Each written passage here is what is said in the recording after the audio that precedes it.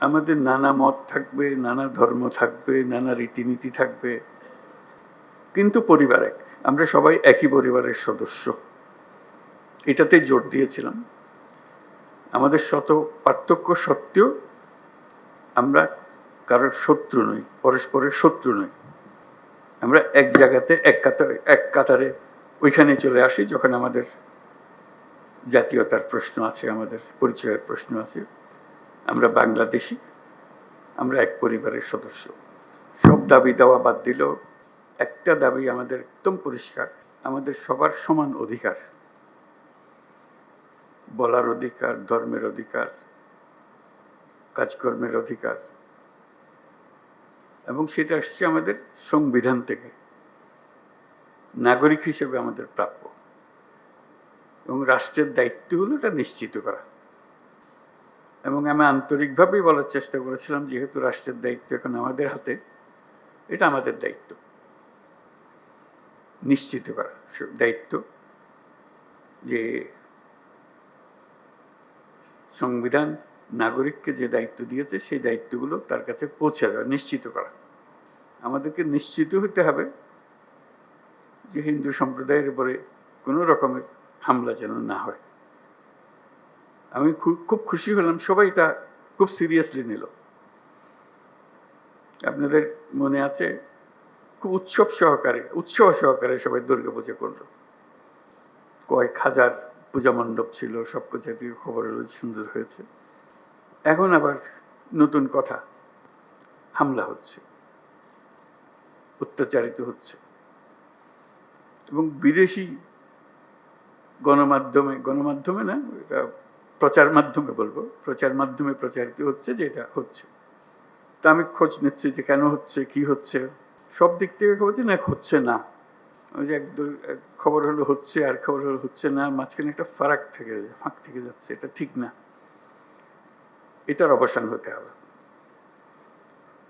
আমাদেরকে যে তথ্য আমরা পাচ্ছি সেই তথ্য ভুল হতে পারে, কাজে তথ্যের উপরে ভরসা করে বসে থাকলে কিছু নাই, এটা অন্ধের মতো বসে থাকার মতো।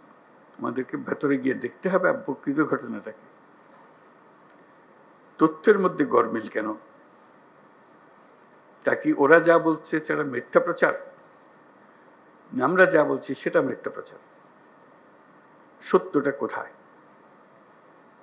এই সত্য, প্রথম কথা হলো আমাদের লক্ষ্যের মধ্যে কোনো ফারাক নেই, কোনো গোলমাল নাই, এটা আপনাদেরকে নিশ্চিত করা। এখন তথ্যগুলো কিভাবে আমরা পাবো, ঘটনা ঘটছে সেটা আমাদের জানা। প্রকৃত তথ্য, অনেক সময় সরকারি তথ্যের উপরে ভরসা করা যায় না।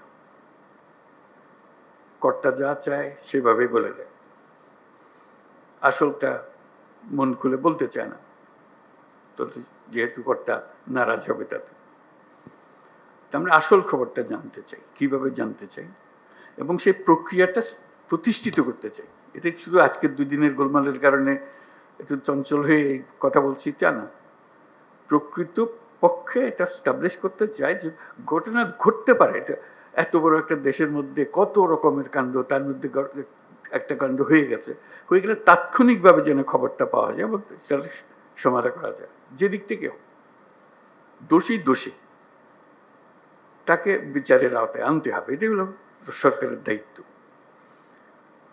প্রথম কথা হলো যে এটা না হওয়াটা পরিবেশ সৃষ্টি করা, একটা যদি হয়ে যায় তাকে তাৎক্ষণিকভাবে সেটার প্রতিকারের ব্যবস্থা করা, এটাই হলো বিষয়। আমি যা বলছি আমার মনে হয় বাংলাদেশের বেশিরভাগ মানুষ তাই মনে করে, এভাবে হওয়া উচিত। যে আমরা যেহেতু এক পরিবারের মানুষ, কাজে এক পরিবারের মানুষ হিসেবে আমাদের সামগ্রিক দায়িত্বটা যেন আমরা পালন করতে পারি, সেই পারিবারিক দায়িত্বটা আমরা যেন সম্পন্ন করতে পারি। সেখানে তথ্যটা হলো বড় বিষয়, এবং প্রতিকার। একটা হলো তথ্য, আর হলো প্রতিকার। আমি পেলাম তথ্য, প্রতিকার পাচ্ছি না, এটা সমাধান করতে হবে। সমস্যা হয়ে গেলে সেটা সমাধান করতে হবে। সেই সমাধানটা আমরা কিভাবে করবো? আজকের আলোচনা এটা খোলাখুলি আলোচনা, সবাই আলাপ করব। আমাদের লক্ষ্যের মধ্যে কোনো গোলমাল নেই। এখন এই তথ্য প্রবাহটা কিভাবে হবে, দোষীকে কিভাবে ধরতে হবে, যাতে করে অন্যরা মেসেজটা পেয়ে যায় যে এখানে গোলমাল করে সুবিধা হবে না, বিপদে পড়বে।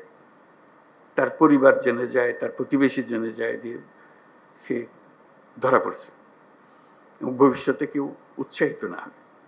এরকম এক বাংলাদেশ আমরা করতে চেয়েছি, সেটার নামেই আমরা নতুন বাংলাদেশ বলেছি এবং আমরা এটাতে বিশ্বাস করি। এটা শুধু কথা দিয়ে আপনাদেরকে সন্তুষ্ট করে আজকের মতো বিদায় নিলাম ওরকম না। এটা এটা করতে হবে এবং দ্রুত করতে হবে। এটা ভবিষ্যতে একদিন হবে, এটা কথা বলে লাভ নেই। ভবিষ্যৎ তো আর আমরা কোনদিন দেখবো না, আমরা বর্তমানের মধ্যে আছি, বর্তমানেই করে যেতে হবে যা কিছু।